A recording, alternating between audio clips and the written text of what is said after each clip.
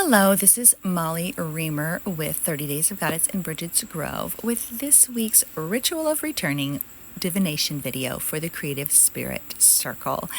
And I'm still sticking with this simple format. As I've referenced before, I'm planning to change my approach to these weekly videos in the new year. So I'm kind of dabbling with different styles, and I'm going to probably thematically structure them differently. So one divination video, and then one practice video, one goddess video, and one journaling type of reflection video. So anyway, watch for some changes ahead, maybe at the end of this year, but definitely for next year.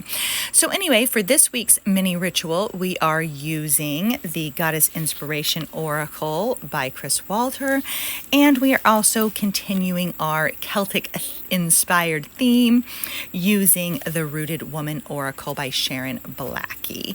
And then I have some assists from my Goddess Magic materials and Story Goddess Oracle and things that I make for our Goddess Magic patrons at Patreon. You're always invited to join us over there. We have a great time, including live community practices on Mondays and also a live monthly circle and posts for inspiration, nourishment, and encouragement and guidance pretty much every day of the year. So anyway, let's get started, I believe, with the Danu card from the Goddess Inspiration Oracle.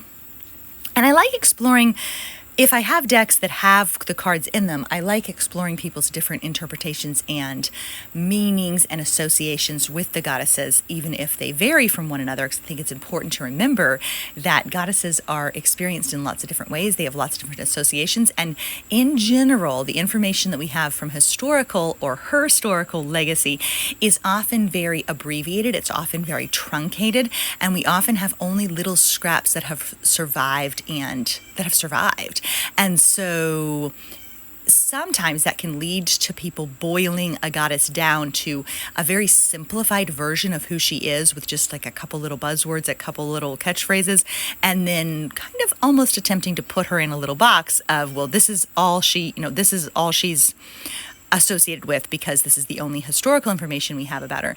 And it's important to recognize that whenever we see a very simplified, a very brief description of a goddess, we're either seeing a place where there's a gap in the knowledge we simply do not know, or we are seeing the patriarchal overlay of her story where she's been stripped of some of her power and is left with just one aspect. So anyway, that's just a little soapbox there about goddesses and how goddesses aren't a cookbook. We don't just pick and choose and think like, I'll take Hecate for some crossroads time, and I'll take Caradwin for some cauldron time, and I'll take Pachamama for some land time, and then I'll have Danu for some river time. Really, goddesses are much more multifactorial and multifaceted and multi-powerful than that. And your own experience with these goddesses counts as well. So, sorry, little soapbox.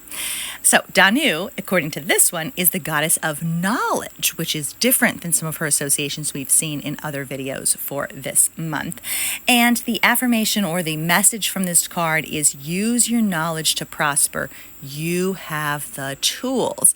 And so that actually connects to last week's ritual video as well, with the idea that, which was, the card was from a different deck, but the idea that you have something to share. You have wisdom. It was from, the Goddess Guidance Oracle. You have wisdom to share. You have insight to share. You have inspiration to share. And you don't really have to wait for somebody else's permission. You are your own authority and you can speak from your own experience. That doesn't mean you have to pretend to be an expert on something when you're not, but you can still tell your own story and speak from your own experience and make your own observations, draw your own conclusions, draw upon your own insights. So I would see this card as stop waiting for knowledge to be handed down to you, but root into and tap into that knowledge that you already hold, the knowledge of insight, the knowledge of inspiration, the knowledge of intuition. So that's my little addition for her. Let's see what the book has to say about her. They have her listed as the goddess of wisdom, prosperity, and leadership, saying she was honored in ancient Ireland as the greatest and wisest of all Celtic goddesses, considered to be the mother of the deities, as we spoke of last week. That's not necessarily bolstered up by historical evidence, but there's some slender shreds associating her as a mother of the people. And as a benign deity, Danu is believed to provide her followers with prosperity and knowledge. She's associated with rivers, that much we can all agree upon, whose flowing waters suggest the abundance brought by this goddess, or for our themes, about moving in harmony with the flow of life, stepping into life's flow, stepping into the current of the sacred, stepping into life's unfolding. That is what Danu invites us to do. And so it also suggests like rivers that run through Europe, like the Danube, are named after her, suggesting an expansive reach. She has an expansive reach. So where are you reaching? How are you flowing? Where are you going? And what are you listening to? And then we're going to pop on over to the Rooted Woman Oracle card. I see Mark's been working on jewelry making again, and he made me this cool labradorite ring. So I see it flashing with some stepping into the flow power based on the light of today. And so catching my eye, thought I acknowledged that. He used to do a lot more gemstone work, and that has been rekindled for him recently. So he's been setting gemstones and even cutting and faceting gemstones from quite a few years ago. We have moonstones that we collected at Moonstone Beach in, oh my goodness, 2013, and they're still in little bags with the things they were supposed to be set in, and it's kind of an abbreviated or arrested development in terms of that interest. You can date some things back to the birth of Bridges Grove and the birth of our youngest son in terms of when they got abandoned. So our youngest son was born in 2014, and that's also when we started Bridges Grove. And so some other personal hobbies and projects pretty much were abandoned basically in 2014. Okay, so back to our card from the Rooted Woman Oracle. We got the Banfasa or Banfasa. Banfasa. Woman's wisdom. And so she looks like she's got a lot to offer, doesn't she? Look at her little branch, her magical wand of wisdom. I think I need to make one of those for myself. And her cloak of power. So anyway, women's wisdom right there. And let's see what we have to say here.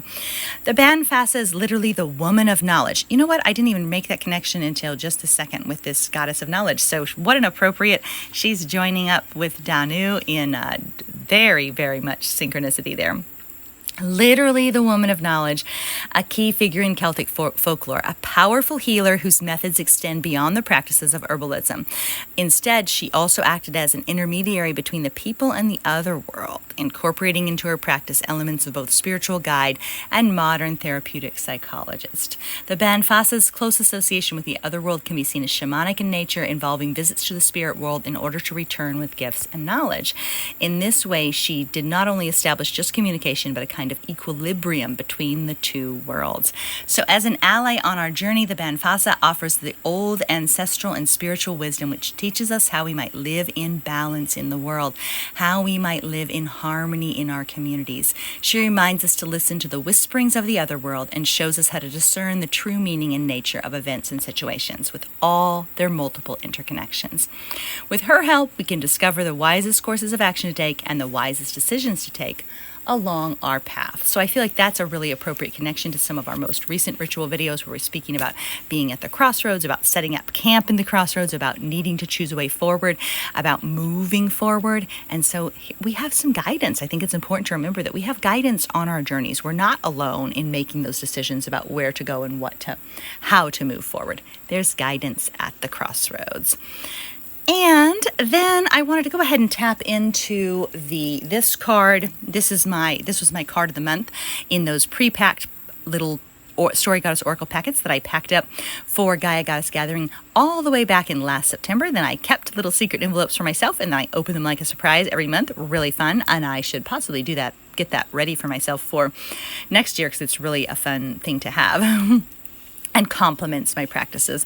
And so for this month, I got Nyx, and her word is create. So may you create a life that fits you. May you create a life that nourishes and inspires you. May you create a life that holds you too. And may you create space in your life to listen. May you create space in your life for magic. May you create space in your life for yourself and the sacred to meet. And then my little card from Amanda Fall was a little big. These are messy affirmations from Amanda Fall, the Phoenix Soul. And so I had to trim it to make it fit on the card. I am more than good enough as I am. I am more than good enough as I am. And then a little cauldron card from Ashley Levy, Rosemary, which is for remembrance and maybe for knowledge and wisdom as well. And then a little affirmation for myself. I inhabit my wholeness. That is a good reminder. I'm actually thinking that my word for next year, so I have return for sure as my word of the year for next year, but that feels like a lifer, kind of like magic. Oh, my ring's turned around, but I have magic as one of my words of the year from years and years and years ago, and it's just it'll be my word of the year forever. Return feels that way to me too, so I'm actually thinking about embody as well to just guide next year. Oh, how perfect. I didn't even see this. And there's two. This is a threshold goddess prayer. We're talking about her being at the crossroads and guiding your way. Oh my goodness. So here's a reminder. The door is open. Move forward curiously. Cross the threshold. Feel your heartbeat quicken with discovery. Feel the flame of possibility alight in your belly. The way is clear before you. The way is clear before you. The invitation has been offered. Lean into the expansive. Accept the invitation. What invitation do you sense, and can you allow yourself to accept it? I know that I feel that I'm at this crossroads, at this threshold time, and I know which way to go. But sometimes accepting the invitation can be difficult. So now we'll go ahead and offer this prayer. This is a compilation prayer based on the themes from one of our recent community practice lives with the Goddess Magic community. And what I do after those are over is I pull together all the threads of everything we've talked about in that live, some of which I pre-planned, some of which is spontaneous, and then it turns into its own prayer from that moment, from that week's practice. This one I liked enough. I don't always like them that much, but I mean, I do like them, but they don't, sometimes they're just reiterations of things I read, so it'll be the same sentences or whatever. And, but this one had a lot of good reminders based on multiple threads of our conversation. And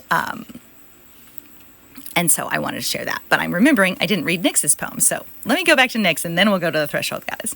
Listen, I am full of stars and magic. I am expansive. I am cloaked in enchantment and clothed in moonlight. I am powerful. I shine with trust and harmony. I am radiant. I am unapologetic in my glory.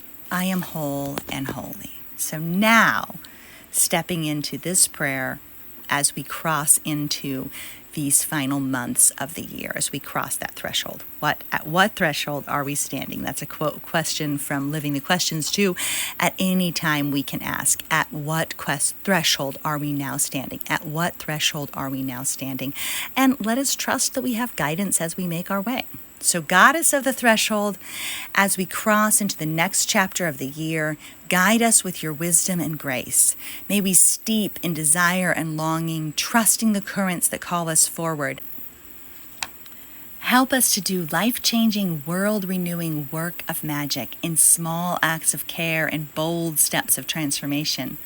Grant us the courage to resist oppressive systems and the vision to see the ephemeral wonders all around us. May we live in consecrated curiosity, embracing the mysterious rhythms of this sacred earth. Bless us with self-kindness and the ability to reveal our gifts. May we honor the magic that dwells in the in-between spaces. Midwife of change, walk with us as we step into the flow. Midwife of change, walk with us as we step into the flow. Thank you so much for being here. Keep living your magic. Bye-bye.